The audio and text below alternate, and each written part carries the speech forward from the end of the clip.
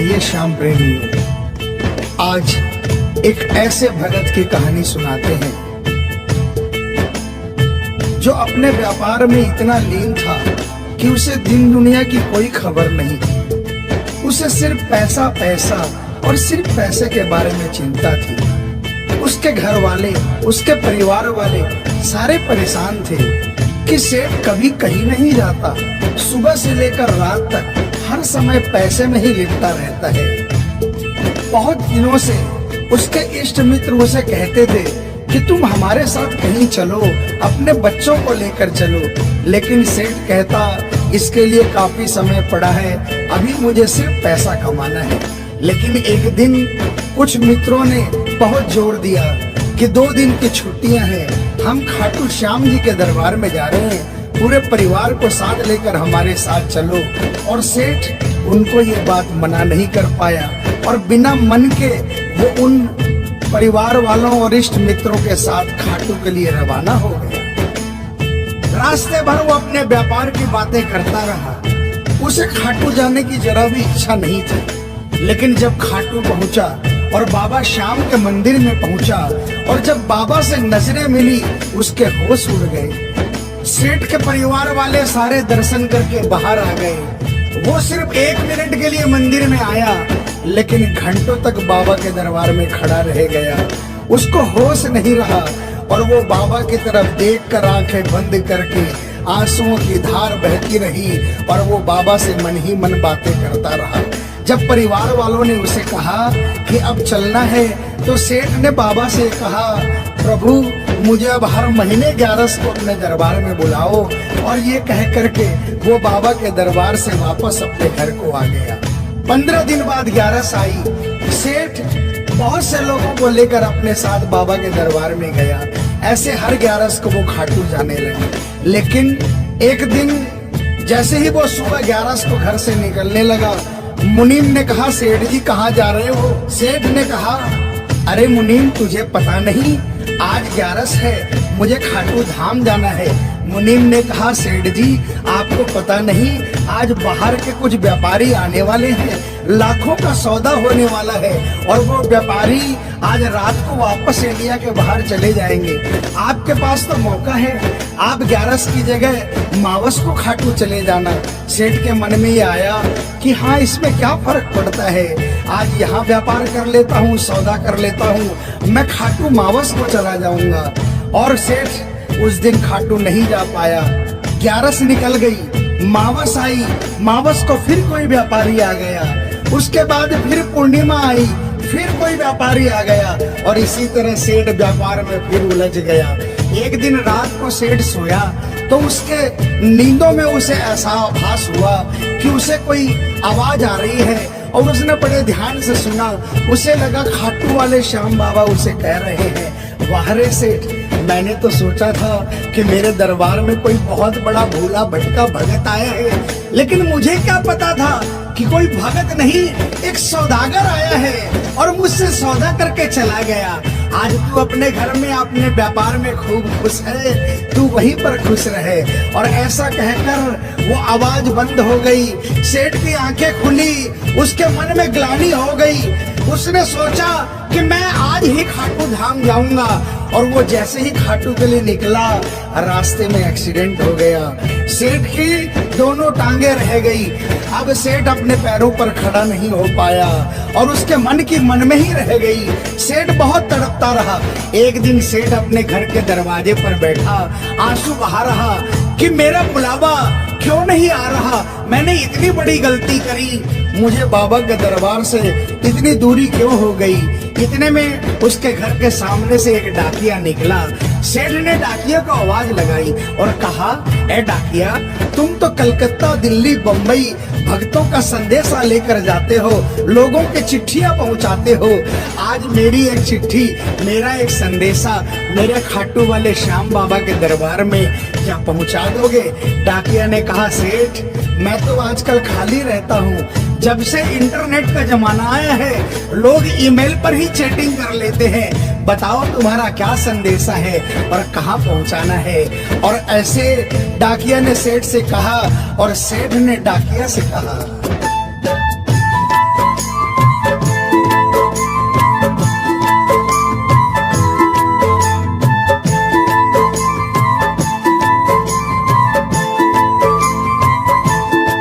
डाकिया जा रे, श्याम ने संदेशो दीजे, श्याम ने जाए तो कह दीजे, भगत थार दर्शन न तरसे, डाकिया जा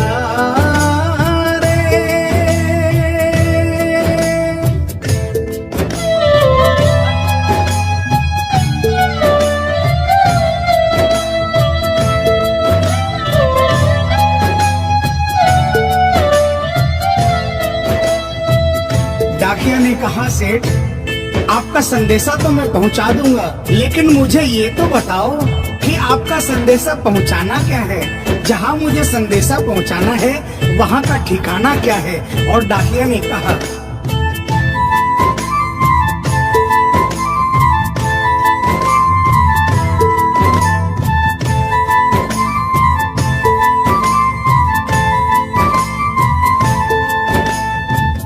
कौन से गांव थारो श्याम बसो है, इतनो माने बता दे, सेवक रे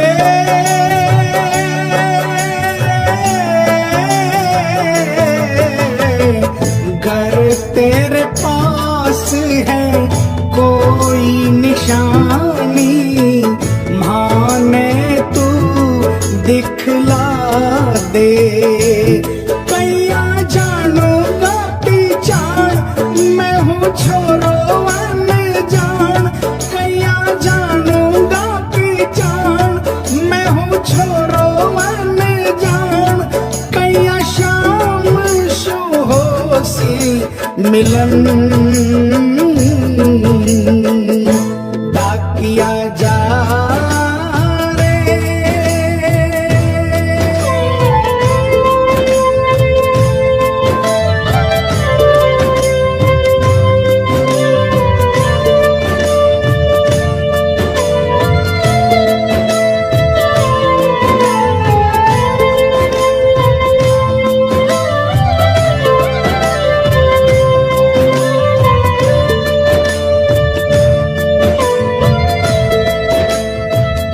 सेठ ने कहा, डाकिया मैं तुझे जिस जगह का ठिकाना बता रहा हूँ वहाँ ऐसा दरबार है जहाँ जो एक बार जाता है वो वहीं का हो जाता है। उस दरबार की खासियत है जो वहाँ पर पहली बार जाता है उसके काम बन जाते हैं। सुन वहाँ का ठिकाना क्या है।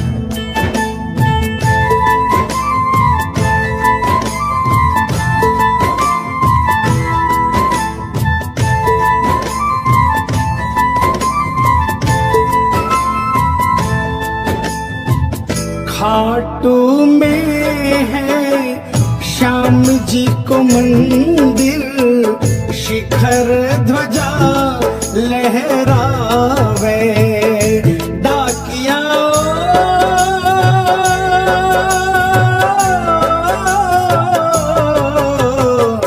जोड़ी पर हनुमान विराजे, सेवक चावर ढुलावे, बाके नौबत बाजे बार, गूंजे हरदम जय जयकार, बाके नौबत बाजे बार, गूंजे हरदम जय जयकार, सज धज बैठो है श्याम सजन, डाकिया जा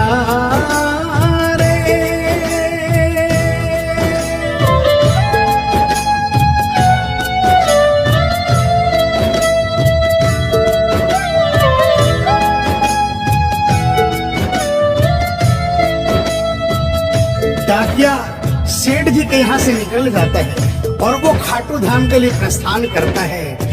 धीरे धीरे वो खाटू पहुँचता है और खाटू पहुंचकर बाबा के मंदिर का पता करता है और मंदिर के नीचे पहुंचकर वो पहले प्रणाम करता है और बाबा के मंदिर की 13 सीढ़ी चढ़ता है और वो बाबा के सामने पहुंचकर बाबा की तरफ नहीं देखता, पहले अपने झोले में से वो सेठ की चिट्ठी निकालता है और चिट्ठी निकाल के पढ़ने लगता है।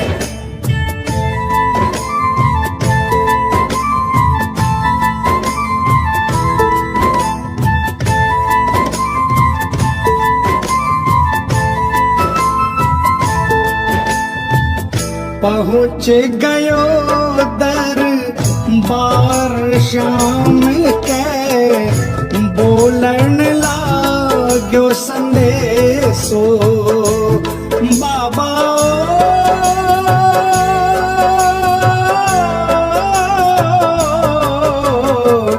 बन बैठो कद श्याम दीवानो, कुछ ना रहो अंदेशो। आखड़ ल्यासो बरसी धार जैया सावन की फुहार, आखड़ ल्यासो बरसी धार जैया सावन की फुहार। देख सांवरिया बोलो यह वचन, डाकिया जा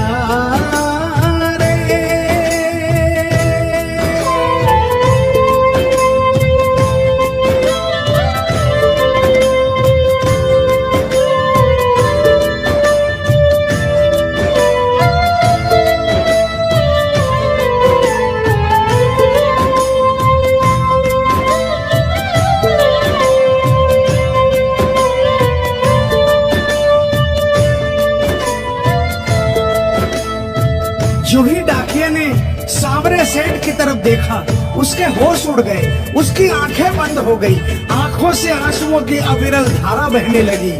उसको ऐसा महसूस हुआ सपने में जैसे कि कोई श्याम प्रभु सिंहासन से उतर कर आ गए। उससे अपने गले से लगा लिया और डाकिया से कहा, कैसे हो डाकिया?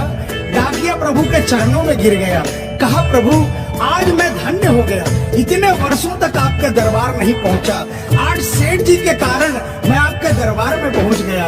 अब मुझ पर इतनी कृपा कर दो, मुझे अपनी शरण में रख लो। लेकिन बाबा ने कहा, नहीं बेटा, मैं तुझे अपनी शरण में रखूंगा, लेकिन अभी तुझे मेरा एक छोटा सा काम करना है। जिस सेठ ने तुझे ये संदेशा देकर भेजा है, अगर उसके पास मेरा जवाब नहीं गया तो वहाँ जीते जी मर जाएगा। तू मेरा एक छोटा सा काम कर दे, वापसी संदेशा तू उस सेठ को जाकर दे दे। और बाबा ने कहा,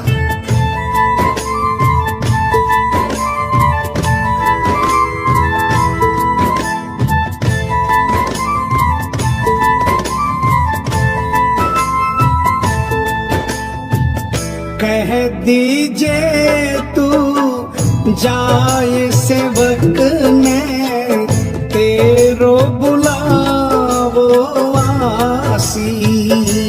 सेवक रे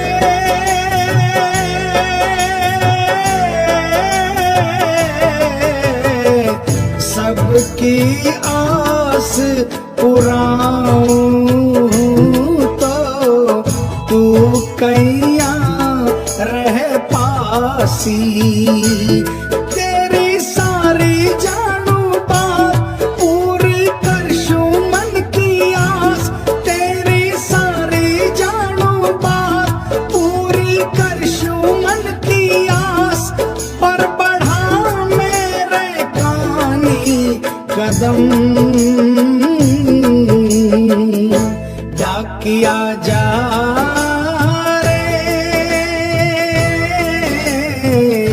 संदेशो सेवक ने दीजे, सेवकिया राह तेरी निरखे। संदेशो सेवक ने दीजे, सेवकिया राह तेरी निरखे। सेवक संदेश ने तरसे, डाकिया जा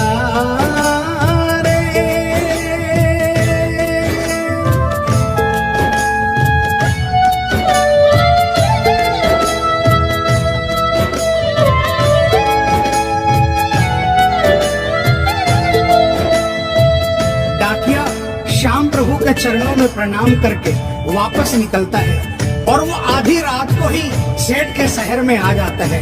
अब डाकिया को इतनी जल्दी थी कि उसने आधी रात नहीं देखी और उसने जाकर सेठ के दरवाजे की घंटी बजा दी। उस दिन सेठ के घर में कोई नहीं था, सेठ अकेला अपने बिस्तर पर पड़ा था।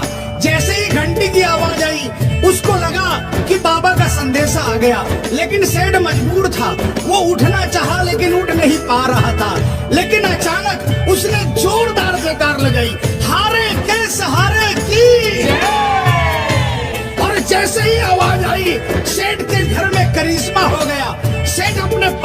खड़ा हो गया, दौड़ कर गया और उसने जाकर दरवाजा खोला। सामने देखा डाकिया खड़ा है। सेठ डाकिया के चरणों में गिर गया और कहने लगा, डाकिया जल्दी बताओ मेरे बाबा ने क्या संदेशा भिजवाया है।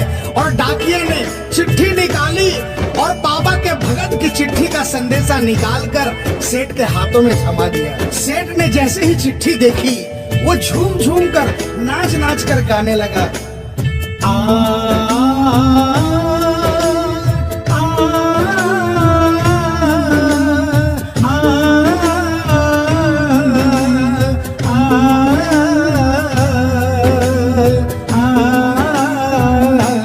चिट्ठी आई है, चिट्ठी आई है, चिट्ठी आई है, चिट्ठी आई है, चिट्ठी आई है, खाटू से चिट्ठी आई है।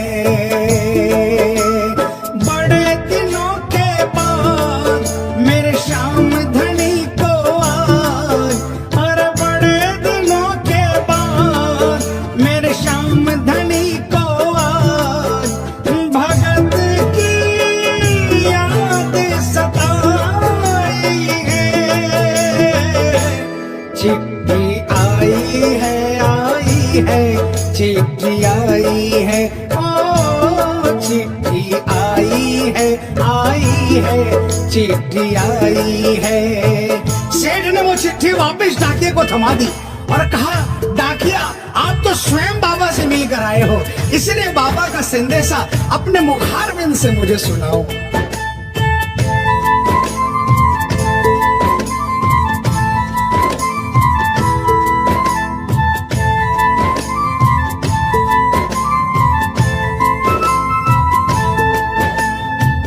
सुन संदेशो सांवरिये को मनड़ो घणो हरसायो। बाबा